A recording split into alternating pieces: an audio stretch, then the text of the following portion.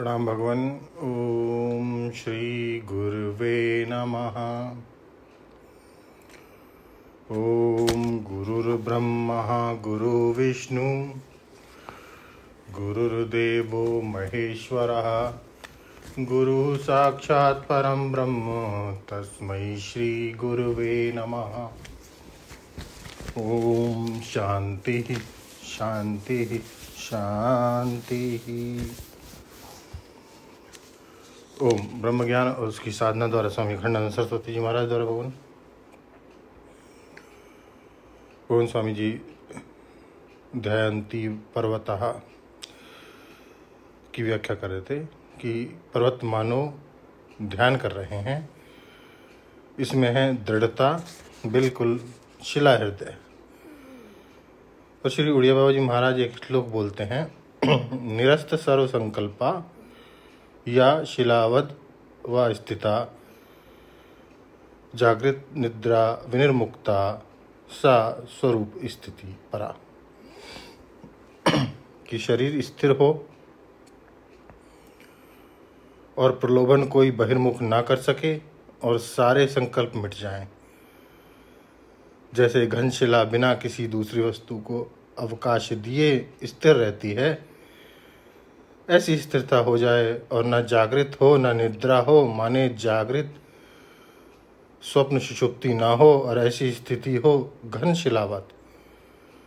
इसको स्वरूपिक स्थिति बोलते हैं। वे बोलते थे जड़ताम वर्जियताम शिलाया हृदयम चयत अमनस्कम महाबाहो तन्मयो भव सर्वदा। ऐसी अमनस्कता आवे हृदय में कि जैसे शिला का हृदय हो, चट्टान का दिल हो। जैसे चट्टान में कोई संकल्प नहीं है, ऐसे हृदय संकल्प विनिर्मुक्त हो गए।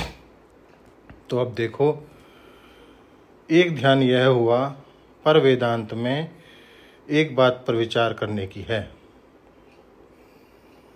ये बताते हैं कि कोई भी क्रिया या भावना या अभ्यास या चिंतन जो होता है वह प्रतिपक्षी की निवृत्ति के लिए होता है।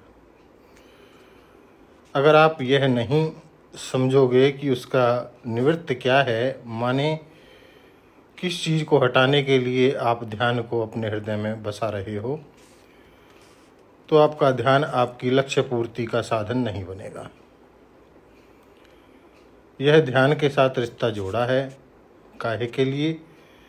अरे पुलिस को तो बुला लाएं, काहे के लिए? कि चोर को हटाने के लिए, चोर पकड़ने के लिए। तो यह ध्यान भी पुलिस ही है, हमेशा घर में रखने का नहीं है।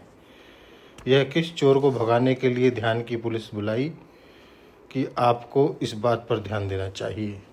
आपके मन में संसार की आसक्ति है, संसार का मोह है, तो क्या उसको मिटाने के लिए आपने ध्यान को बुलाया है, या कि आपके मन में चंचलता है उसकी निवृत्ति के लिए ध्यान को बुलाया है, या कि आपको अज्ञान है उसके हटाने के लिए ध्यान को बुलाया है, या कि आपकी दुनिया की बात बहुत अच्छी नहीं लगती सहज स्वभाव से, तो उसको हटाने के लिए ध्यान को बुलाया है। आखिर ध्यान का निवृत्ति क्या है, व्यावृत्ति क्या है, इस बात को समझना आवश्यक है। यह ध्यान का प्रसंग है। इसलिए कुछ थोड़ा ध्यान के संबंध में इधर उधर कर लें। यदि किसी को मोह और आसक्ति होवे, तो उस समय यदि केवल एकाग्रता मात्र ही तुम करोगे, तो जितनी देर एकाग्रता रहेगी उतनी देर तो मोह और आसक्ति की प्रतीति नहीं होगी। परंतु जब एकाग्रता टूट जाएगी तो मोह और आसक्ति फिर आवेगी। मोह और आसक्ति को हटाने के लिए तो वैराग्य चाहिए, और वैराग्य के लिए विवेक चाहिए। परंतु केवल विवेक समय पर काम नहीं देता। इसलिए ईश्वर की जो आसक्ति और ईश्वर का जो ध्यान है सो होना चाहिए। ईश्वर के प्रति मोह और ईश्वर के प्रति आसक्ति उत्पन्न होनी चाहिए। विवेक करके मन को संसार की ओर से हटाना चाहिए।